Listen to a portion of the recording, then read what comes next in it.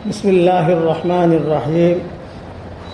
الحمد لله نحمده ونستعينه ونستغفره ونؤمن به ونتوكل عليه ونعوذ بالله من شرور أنفسنا ومن سيئات أعمالنا.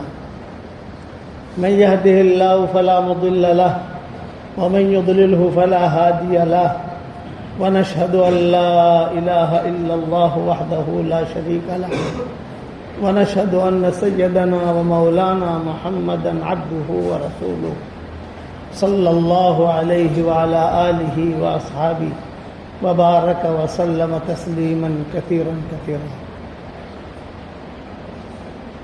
أما بعد فأعوذ بالله من الشيطان الرجيم. بسم الله الرحمن الرحيم. لقد كان لكم في رسول الله أسوة حسنة. صدق اللہ العظیم.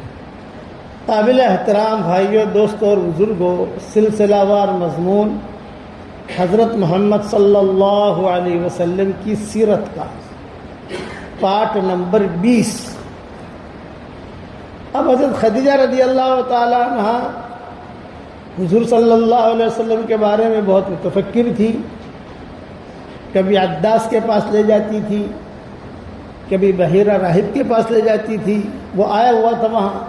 بحیرہ راہب تو اصل شام کا ہے، لیکن یہ لوگ مکہ مکرمہ آتے تھے عبادت کے لیے. اور عداس جو ہے یہ رہتا تھا طائف میں، نصرانی. نینوا کا تھا. نینوا یہ حضرت یونس علیہ السلام کا گاؤں ہے. نینوا یہ وہاں کا تھا. اور کبھی ورقہ ابن نوفل کے پاس لے جاتی تھی. تو عداس جو تھا یہ نصرانی تھا.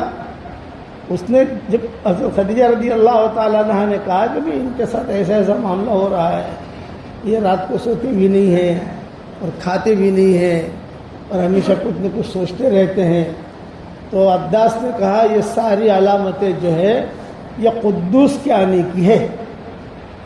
جبریل علیہ السلام کو یہود نصارہ قدوس کہتے تھے اور ہم جو ہے جبریل کہتے ہیں. امام مالک سے کسی نے پوچھا جبریل نام رکھنا کیسا؟ امام مالک نے منع کیا کہ یہ نام نہیں رکھنا چاہیے. بس سوال کیا کسی نے مجلس میں امام مالک سے کہ جبریل نام رکھے کہ نہیں رکھیں؟ امام مالک نے کہا یہ بہت اونچا نام ہے، یہ نام ہمیں نہیں رکھنا چاہیے. یہ جواب دیا اپنے شاگردوں کو. شاگرد میں سب بیٹھے ہوئے تھے، ان کے جو بڑے بڑے شاگرد تھے وہ. تو یہ عداس نے کہا قدوس کا مکہ سے کیا جوڑا؟ یہ تو سب یہاں تو بھرے ہوئے ہیں جو ہے یہاں، قدوس یہاں کیسے آ گیا؟ یہ عداس نے جواب دیا. لیکن ورقہ ابن نوفل یہ سب سے بڑے عالم شمار ہوتے تھے. حضرت خدیجہ رضی اللہ تعالیٰ عنہ کے چچا زاد بھائی تھے اور مال بھی تھا. حضرت خدیجہ کا مال جو ہے یہ تو مشہور تھا، تو وہ مال ان کے خاندانوں کے اندر بھی تھا، چچاؤں کے پاس، چچا زاد بھائیوں کے پاس، سب کے پاس. تو یہ ورقہ ابن نوفل سے چپکے سے حضرت خدیجہ رضی اللہ تعالیٰ عنہ نے آ کر کہا کہ دیکھیے آپ میرے بھائی ہیں، میں نے تو ان سے نکاح ہی اس وجہ سے کیا ہے کہ اللہ کے نبی ہونے والے ہیں. تو ورقہ ابن نوفل نے کہا تیری چوائس ٹھیک ہے، تو جمی رہنا، گھبرانا مت. اب حضور صلی اللہ علیہ وسلم کو نبوت مل گئی. حضرت خدیجہ رضی اللہ تعالیٰ عنہ نے کہا کہ 100% یہ فرشتہ ہے، یہ شیطانی حرکت نہیں ہے، فرشتہ ہے. بات ہو گئی اور نبوت مل بھی گئی. حضرت جبریل بھی آ گئے اور شق صدر بھی ہوا، جو کچھ بھی ہوا میں بیان کر چکا ہوں. تو ایک مرتبہ حضور صلی اللہ علیہ وسلم نبوت ابھی ابتدائی حصے میں ملی ہے، لیکن حضرت خدیجہ نے حضور صلی اللہ علیہ وسلم سے پوچھا کہ حضرت بہت ادب کے ساتھ میں عرض کرتی ہوں، ایک سوال کرنا چاہتی ہوں، اگر آپ محسوس نہ کریں. لیکن نبی کے سامنے کوئی بات کرنا اس میں بھی ادب ہونا چاہیے، سوال بھی با ادب ہونا چاہیے. کیا کہنا چاہتی ہو تم؟ آپ نے فرمایا نہیں پوچھو. یہ فرمایا کہ یہ ورقہ ابن نوفل جو ہے ان کا تو انتقال ہو گیا. انہوں نے بہت ساتھ دیا، میرا بھی ساتھ دیا، آپ کا بھی ساتھ دیا، اور ایک جملہ بھی کہا کہ اگر میں زندہ رہا تب میں تو بوڑھا ہو گیا ہوں. اتنے بوڑھے ہو گئے تھے ورقہ ابن نوفل کہ اپنی ان کی آنکھوں کی جو پلٹ تھی وہ ایسے لٹکی رہتی تھی. کسی کو دیکھنا ہو تو یوں کر کے دیکھتے تھے. وہ مکہ مکرمہ میں جو بھی آتا تھا، چاہے یہودی تو کم آتے تھے وہاں، نصارہ زیادہ تھے مکہ مکرمہ میں. مدینہ منورہ میں یہود زیادہ تھے، یہ دو جگہ یاد رکھنا، یہاں نصرانی زیادہ تھے مکہ مکرمہ میں، اور وہاں جو ہے وہ یہود زیادہ تھے مدینہ منورہ میں۔ کوئی بھی آتا ہے یہاں تو ورقہ ابن نوفل سے ضرور ملتا، یہ کہا یہ بڑے آدمی ہیں، ان سے ملاقات کرنی ضروری ہے، دعائیں لیتا۔ اچھا وہ ان کو کچھ دم اللہ نے ایسا دے رکھا تھا، کوئی جنات والا آوے، کوئی بیمار آوے تو دم کر دے تو وہ بھی ٹھیک ہو جاتا تھا، تو بھیڑ بھاڑ لگی رہتی تھی۔ اسی لیے یہ حضرت خدیجہ جو ہے ورقہ بن نوفل کے پاس حضور کو لے جاتی تھی کہ دم کرو، تو ورقہ بن نوفل کہتے تھے میں دم نہیں، یہ مجھ پہ دم کرے گا، یا الٹا معاملہ ہے، سب کو جو ہے میں دم کرتا ہوں، یہ مجھ پر دم کرے گا، اس کا معاملہ تو بہت اونچا ہے، تو ضمیر ہے زیادہ ادھر تو بات نہ کر۔ اس پر خدیجہ نے مجھے صلی اللہ علیہ وسلم سے پوچھا کہ حضرت بہت ساتھ دیا اور ان کا تو انتقال ہو گیا، اب وہ جنت میں ہے جہنم میں ہے، یہ سوال کیا حضرت خدیجہ نے۔ تو حضور صلی اللہ علیہ وسلم نے فرمایا دیکھو میں نے ورقہ ابن نوفل کے لیے جنت میں 2 باغ دیکھے ہیں، خواب میں مجھے دکھائے گئے، اور میں نے ان کو دیکھا 2 سفید کپڑوں کے اندر بہت خوبصورت چہرے کے ساتھ کسی جگہ بیٹھے ہوئے ہیں۔ یہ تو جواب دیا حضور صلی اللہ علیہ وسلم نے حضرت خدیجہ کو، لیکن جب اسلام عروج پر آیا اور حضرت عائشہ سے نکاح ہوا، چونکہ حضرت عائشہ بھی ورقہ بن نوفل کے بارے میں جانتی تھی، ابھی تو پیدا بھی نہیں ہوئی تھی حضرت عائشہ، تو عائشہ تو بعد میں پیدا ہوئی نا۔ حضرت فاطمہ جو ہے یہ بڑی ہیں، حضرت عائشہ چھوٹی ہیں عمر کے اعتبار سے۔ تو ایک مرتبہ مدینہ میں بھی حضور صلی اللہ علیہ وسلم سے حضرت عائشہ نے سوال کیا کہ ورقہ ابن نوفل کے بارے میں کیا کہتے ہیں؟ یہ فرمایا ہے کہ عائشہ ورقہ ابن نوفل کو برا مت کہو، یہ مدینہ میں کہا حضور نے۔ یہاں تو حضور نے مکہ مکرمہ میں کہا حضرت خدیجہ رضی اللہ تعالیٰ عنہ سے کہ ورقہ ابن نوفل کو برا مت کہو، میں نے اس کے لیے جنت میں 2 باغ دیکھے ہیں، اس کا معاملہ ویسا ہی ہے جیسے زید کا ہے۔ ورقہ ابن نوفل اور زید یہ دونوں ایسے آدمی تھے مکہ مکرمہ میں کہ جن پر پورا مکہ متفق تھا۔ تو یہ زید روزانہ رات کو آتے تھے کعبے کے پاس اور آ کر کہتے تھے کہ اللہ بس مجھے تو تجھ سے محبت ہے، میں تو تجھ کو جانتا ہوں اور کسی کو نہیں جانتا، یہ کہتے تھے۔ زید نام تھا ان کا۔ وہ بھی اسی طریقے سے مر گئے، یعنی آپ صلی اللہ علیہ وسلم کے زمانے میں تو تھے آپ صلی اللہ، لیکن آپ نے نبوت کا بھی اعلان نہیں کیا تھا، اس سے پہلے پہلے وہ بھی مر گئے، اور اس سے پہلے پہلے ورقہ بن نوفل بھی مر گئے۔ تو حضور صلی اللہ علیہ وسلم نے ورقہ بن نوفل کے بارے میں کہا کہ خدیجہ میں نے اس کے لیے 2 باغ دیکھے ہیں، اور اللہ کی ذات سے اچھی امید ہے، چونکہ یہ میرے اسلام اعلان کرنے سے پہلے تک گئے ہیں اور یہ شروع سے اللہ کو مانتے تھے۔ یہ سمجھ لو گا اعلیٰ دین اعلیٰ ملت عیسیٰ، وہ شمار ہوگا اعلیٰ ملت عیسیٰ، عیسیٰ علیہ السلام کی ملت پر۔ زید کے بارے میں حضور صلی اللہ علیہ وسلم کہتے تھے کہ زید کو جو ہے برا مت کہو، اس لیے کہ وہ اچھا آدمی تھا۔ اللہ تعالیٰ نے ان کی دعا ایسی سنی کہ ان کی اولاد میں سعید ابن زید پیدا ہوئی، عشر مبشرہ، حضرت عمر کی بہن سعید ابن زید، یہ عشر مبشرہ میں سے ہے۔ ان کی دعا بھی قبول ہوتی تھی سعید ابن زید۔ تو کہتے تھے صحابہ کہ دیکھو وہ تو گیا آپ صلی اللہ علیہ وسلم کی نبوت ملنے سے پہلے دنیا سے، لیکن وہ جو اللہ سے بات کرتا تھا نا کہ اللہ میں تو تجھ کو پانی دیتا ہوں، میں تو صرف تجھ کو جانتا ہوں اور کسی کو جانتا ہی نہیں ہوں۔ حضور صلی اللہ علیہ وسلم خود فرماتے تھے کہ ایک مرتبہ یعنی جب حضور صلی اللہ علیہ وسلم کو پوری نبوت نہیں ملی تھی، کھانے کی مکہ والوں کی کسی نے دعوت کی تھی، کوئی سیٹھیا تھا، باہر کے جو لوگ آتے تھے تو پوری مکہ کی دعوت کرتے تھے کہ آج پورے مکہ کی دعوت ہے، سارے مکہ والے آ جائیں۔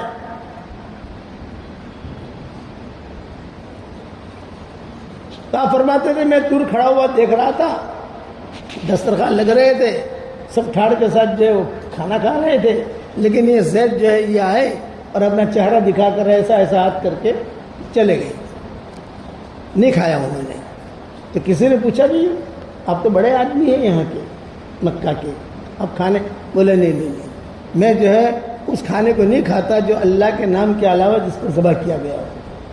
یہ جملہ انہوں نے کہا۔ اس پر حضور فرماتے تھے اسے خیر ملے گی، چاہے خیر یہ ملی کہ سعید ابن زید جو ہے یہ پیدا ہوئے ان کے اولاد میں سے، سعید ابن زید، ان کی بڑی تاریخ آتی ہے حضرت سعید ابن زید رضی اللہ تعالیٰ عنہ کی، بڑے ان کے قصے آتے ہیں، لمبی عمر بھی انہوں نے پائی اور ان کی حدیثیں بھی بہت ہیں، وہ باپ کی سلیم الفطر وجہ سے۔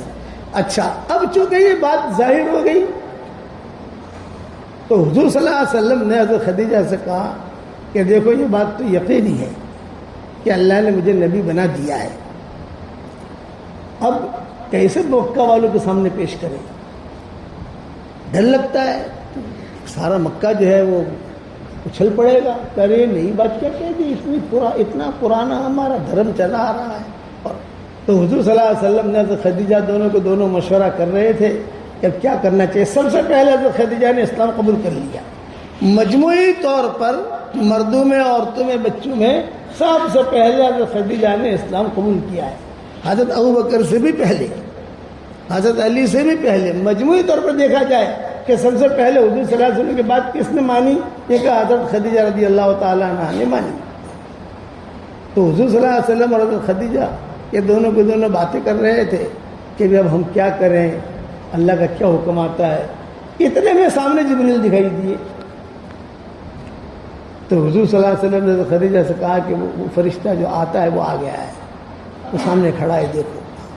حضرت جبریل علیہ السلام صرف آ کر کھڑے ہوئے اور اپنی پاؤں سے یا اپنی ایڑی سے ایسے زمین کو تھوڑا سا گھسا، اس میں سے پانی نکلا۔ جب پانی نکلا تو زمزم تو تھا ہی، پہلے سے تھا زمزم، یہ دوسرا زمزم کو وہ جو پانی نکلا تو جبریل علیہ السلام کی ایڑی سے، تو حضور صلی اللہ علیہ وسلم بھی گئے وہاں، حضرت خدیجہ بھی گئی، یہ دو ہیں مکہ میں، اور تو کوئی ہے نہیں۔ اور حضور صلی اللہ علیہ وسلم حضرت جبریل کو پہچاننا شروع بھی کر دیا تھا، نیا نیا معاملہ تھا۔ جب پانی نکلا تو حضور صلی اللہ علیہ وسلم نے کچھ پوچھا نہیں، وہ پانی نکلا، پانی نکل کر جو ہے وہ حضرت جبریل علیہ السلام نے وضو کیا۔ یہ سب سے پہلا حکم ہے، توحید و رسالت، کرنے والا اللہ ہے، یہ پہلا حکم کہ بھی اللہ ہی کرتے ہیں، اللہ کے علاوہ کوئی کرنے والا ہے نہیں، اللہ ہی کے ہاتھ میں ساری طاقت ہے، وغیرہ وغیرہ جو ہے جسے کہتے ہیں رب کا فکبر، اپنے رب کی بڑائی بیان کرو۔ یہ تو ہو گیا پہلا حکم۔ اب دوسرا اس کے بعد حکم آیا کہ اللہ کی طرف سے کہ جبریل علیہ السلام نے وضو کرنا سکھایا، حضور صلی اللہ علیہ وسلم کو سکھایا اس طریقے سے کہ حضرت جبریل علیہ السلام وضو کرتے تھے، حضور صلی اللہ علیہ وسلم دیکھتے تھے۔ حضرت جبریل نے کہا کہ حضرت میں نے جیسا کیا نا وضو ویسا کریں۔ اصل وضو کی جو آیتیں نازل ہوئی ہیں وہ تو ہجرت کے بعد نازل ہوئی ہے، لیکن وضو کا حکم جو ہے یہ پہلے آ گیا مکہ مکرمہ میں۔ اور پھر حضور صلی اللہ علیہ وسلم نے یہ کہا کہ اچھا یہ وضو کر لیا حضور صلی اللہ علیہ وسلم نے، پھر جبریل علیہ السلام نے 2 رکعت نماز پڑھی بیت اللہ کی طرف دیکھ کر، حضرت اس سے نماز پڑھو۔ جو فرض نمازیں ہیں وہ تو معراج کے سفر میں ملی، 5 نمازیں جو ہیں وہ، لیکن تہجد حضور صلی اللہ علیہ وسلم شروع سے پڑھتے تھے، 2 رکعت نماز ایسے پڑھ لیتے تھے حضور صلی اللہ علیہ وسلم۔ تو حضرت جبریل نے 2 رکعت نماز بھی پڑھ کے دکھائی، وضو بھی کر کے دکھایا، حضور صلی اللہ علیہ وسلم نے بھی وضو کیا۔ اور پھر حضرت خدیجہ گھر آ کر حضور صلی اللہ علیہ وسلم نے تو خدیجہ کو سکھایا کہ آج تو جبریل آئے تھے، ایسا ایسا وضو کا طریقہ ہمیں سکھا گئے ہیں مجھے، اور نماز بھی اس طریقے سے پڑھنے کا بتا گئے ہیں، چلو ہم نماز پڑھتے ہیں۔ یہ گھر میں سب سے پہلے نماز شروع ہوئی حضرت خدیجہ کی اور حضور صلی اللہ علیہ وسلم کی۔ اچھا ابھی مکہ والوں کو پتہ نہیں ہے کیا ہو رہا ہے، بس اتنا معلوم ہے کہ کچھ ہے۔ جنات ابھی متوجہ نہیں ہوئے، جنات کو پتہ نہیں ہے کہ کیا ہوا ہے، لیکن وہ سمجھ گئے تھے دنیا میں کہ کوئی انوکھی چیز ہوئی ہے، لیکن کسی کو پتہ نہیں۔ اللہ تعالیٰ جب کسی کام کرنے کا ارادہ کرتا ہے تو اللہ تعالیٰ پھر اس کے اسباب بناتا ہے۔ ہمارے ہاں گجرات میں پہلا اجتماع ہوا کاوی میں، کہ دوسرا اجتماع ہوا چھاپی میں، مولانا یوسف صاحب رحمۃ اللہ علیہ، مولانا انعام الحسن صاحب رحمۃ اللہ علیہ، اور ہمارے والد صاحب رحمۃ اللہ علیہ، قاضی عبدالوہاب صاحب رحمۃ اللہ علیہ، بھائی فضل کریم، یوسف بھائی، یہ سارے پرانے شریف بھائی صدرانہ والے۔ تو یہ چھاپی کا اجتماع کر کے یہ سارے حضرات نے مشورہ کیا کہ بھئی چھاپی کا اجتماع تو ہو گیا لیکن حضرت کو گٹھا ملنے جانا چاہیے۔ والد صاحب سے مشورہ کیا تو والد صاحب نے کہا بھی گٹھا مل لے تو جائیں لیکن اپنے پاس تو بٹھانے کی کوئی جگہ ہے نہیں، حضرت کو کہاں رکھیں گے؟ تو گاؤں والوں سے میں اس پر سنا رہا ہوں یہ قصہ کہ جب کسی کام کی ابتدا ہوتی ہے اور اللہ تعالیٰ اسے پھیلانا چاہتا ہے تو اللہ انسان اور جناتوں کو متوجہ کرتا ہے۔ حضرت کے سامنے بات رکھی، حضرت نے کہا نہیں بھائی ہم مولوی عمر کے گھر جائیں گے، مولانا یوسف صاحب رحمۃ اللہ علیہ مولوی عمر کہتے تھے کہ مولوی عمر کے گھر جائیں گے، کہاں رکھیں؟ تو ہمارے یہاں ایک خدیجہ بھائی 4 بھائی ہوا کرتی تھی، بہت دیندار خاتون یہ وہ. تو انہوں نے کہا کہ بھائی آپ فکر نہ کرو، حضرت کو میرے یہاں لے آؤ، میں استقبال کروں گی. تو ہمارے والد صاحب رحمۃ اللہ علیہ نے کہا کہ بہت بڑا مجمع ہوگا حضرت کے ساتھ، میں سارے گھر جو ہے کھول دوں گی، سب بچوں کو دور بھیج دوں گی، آپ لے آؤ. مولانا یوسف صاحب رحمۃ اللہ علیہ تشریف لائے. اب وہاں اس زمانے میں چھوٹے چھوٹے مکانات ہوتے تھے، اور مولانا یوسف صاحب رحمۃ اللہ علیہ جب تشریف لائے تو ہمارے برادری میں شروع میں، اب تو جو ہے برادری کے یہاں ماشاء اللہ فراوانی ہو گئی، وہ اونچے اونچے چارپائیاں ہوتی تھی. تو مولانا یوسف صاحب رحمۃ اللہ علیہ کیسے چڑھے اس کے اوپر؟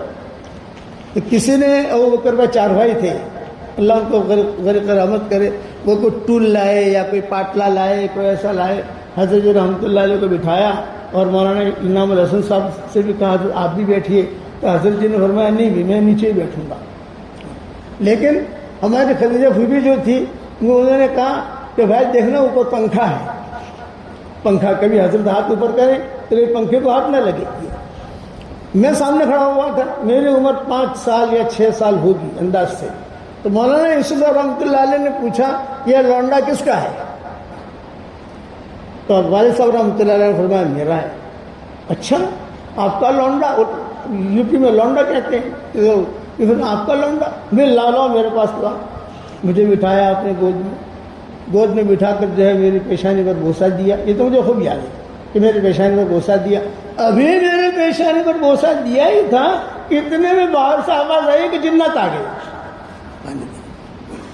باہر سے آواز آئی کہ جنت آ گئی.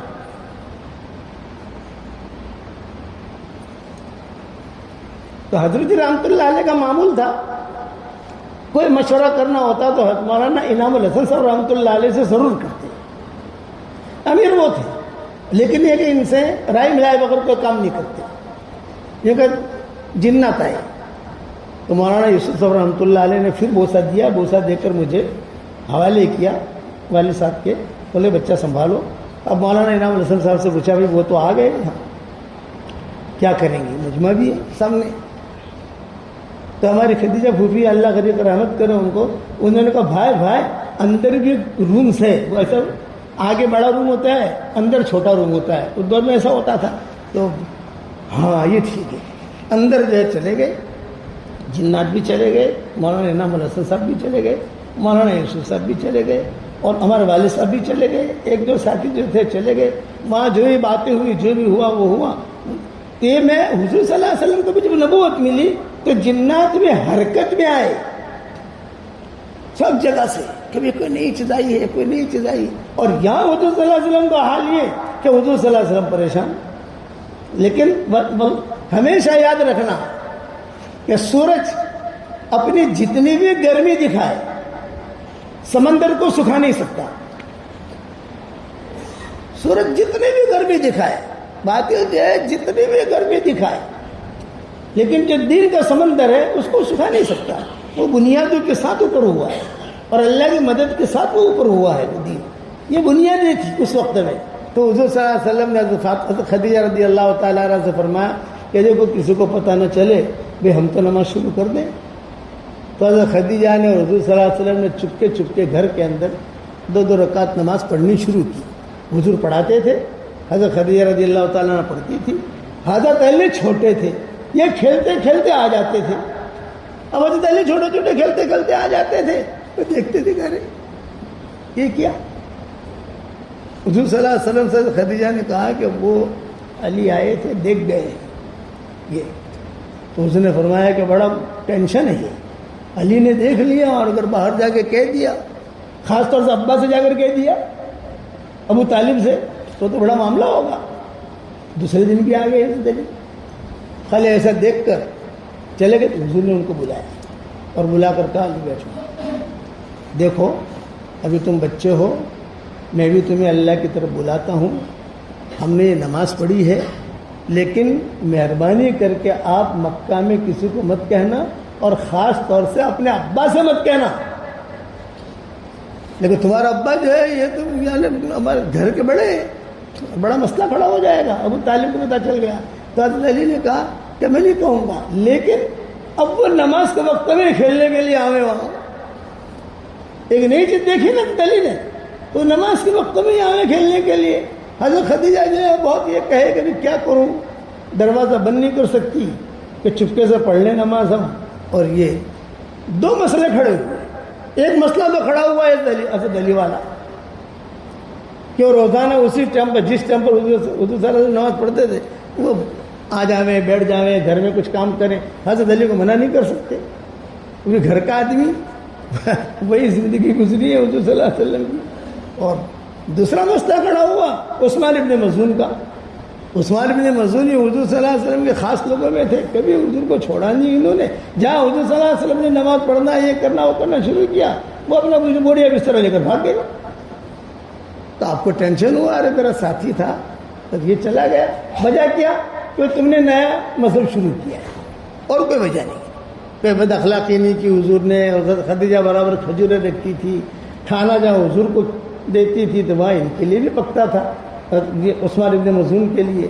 بڑے اونچے لوگوں میں تھے, لیکن یہ چلے گئے تو حضور کا ایک ساتھی کا چلا جانا یہ حضور صلی اللہ علیہ وسلم پر بار پڑتا تھا کہ میرا اتنا پرانا ساتھی اور یہ جو ہے اس طرح سے نکل گیا ہے یہاں سے. تو ایک مرتبہ ایک دن یا 2 دن یا 3 دن کے بعد حضرت علی پھر سے آئے. حضور نے ہاتھ پکڑ کے بٹھایا اور بٹھا کر کہا بھائی روزانہ تم آتے ہو یہاں. حضرت خدیجہ بیٹھی ہوئی تھی کہ بھائی تم روزانہ آتے ہو, باہر جا کر کسی کو کہتے تو نہیں ہو؟ حضرت علی نے کہا میں کسی سے نہیں کہتا. کہ ابا سے تذکرہ تو نہیں کیا کرنا, فاطمہ سے, یہ حضرت علی کی والدہ تھی فاطمہ عثدیہ. پھر فرمایا کہ تم نے فاطمہ اپنی امی سے تو تذکرہ نہیں کیا؟ حضرت علی نے کہا میں نے کسی سے نہیں کیا ہے, لیکن اب میں آیا ہوں نا, مسلمان ہونے آیا ہوں, مجھے بھی کلمہ پڑھا دیا. تو حضرت علی رضی اللہ تعالیٰ عنہ نے بھی اسلام قبول کیا. اچھا, جنات جو ہے یہ آتے تھے, آوازیں دے کر بھاگ جاتے تھے. ابھی ان کو ہی پتہ نہیں ہے کہ کیا ہوا ہے, لیکن آوازیں دیکھ کر جو ہے کبھی حرم میں آئے, رات کے وقت میں آئے اور آوازیں دی. کا کئی جو بڑے بڑے پہاڑ ہیں وہاں ان کے اوپر آوازیں دی تو اس پر جو ہے وہ آتے تھے, چلے جاتے تھے. یہ حالات آنے شروع ہوئے. حضور اکرم صلی اللہ علیہ وسلم اپنی شخصیت کے اندر اور جو اللہ تعالیٰ نے حکم دیا ہے اس کے اوپر بہت جمے ہوئے. کبھی کبھار حضرت جبرائیل علیہ السلام آتے تھے اور حضور صلی اللہ علیہ وسلم کو بہت تیزی کے ساتھ بھیجتے تھے. ارے مر گیا مر گیا مر گیا مر گیا, یعنی حضور کو تکلیف ہوتی تھی, بہت تیزی کے ساتھ بھیجتے تھے. ایک مرتبہ تو 3 مرتبہ بھیجا کہ جان نکل جائے گی میری. وہ کیا تھا, وہ علم منتقل کر رہے تھے, روحانی علم جو آسمانوں سے آتا ہے. زندگی گزرتی رہی. صدیق اکبر رضی اللہ تعالیٰ عنہ ابھی مسلمان نہیں ہوئے, لیکن صدیق اکبر کا قرب حضور سے اس لیے تھا کہ بھی حضور صلی اللہ علیہ وسلم کو پہچانتے تھے کہ یہ محمد ہے. اللہ کے نبی وہ اکبر سے نہیں پہچانتے تھے کہ یہ محمد ہے. اور یہ جو ہے ابو طالب کے ہیں, یہ رہتے تھے وغیرہ وغیرہ, جیسے گاؤں کے اندر لوگوں کو پہچانتے ہیں. تو حضور اکرم صلی اللہ علیہ وسلم ایک مرتبہ جا رہے تھے تو آپ صلی اللہ علیہ وسلم نے ابو بکر سے کہا رستے میں, ابو بکر اللہ تعالیٰ نے مجھے نبوت دی ہے اور خدیجہ بھی مسلمان ہو گئی, علی بھی مسلمان ہو گئے, اور میں تم کو بھی دعوت دیتا ہوں تم بھی مسلمان ہو جاؤ. تب صدیق اکبر نے پوچھا مسلمان ہونے کا کیا مطلب؟ یہ فرمایا مسلمان ہونے کا مطلب یہ ہے کہ اللہ تعالیٰ کی صرف ہم عبادت کریں, اللہ تعالیٰ کے ساتھ کسی کو شریک نہ ٹھہرائیں. اللہ تعالیٰ جو ہے یہی کرنے والے ہیں, اسی نے آسمان زمین سب پیدا کیا. اب اتنی بڑی بات تو صدیق اکبر نے کھڑے کھڑے آنکھیں بڑا, ارے یا محمد اتنا بڑا دعویٰ.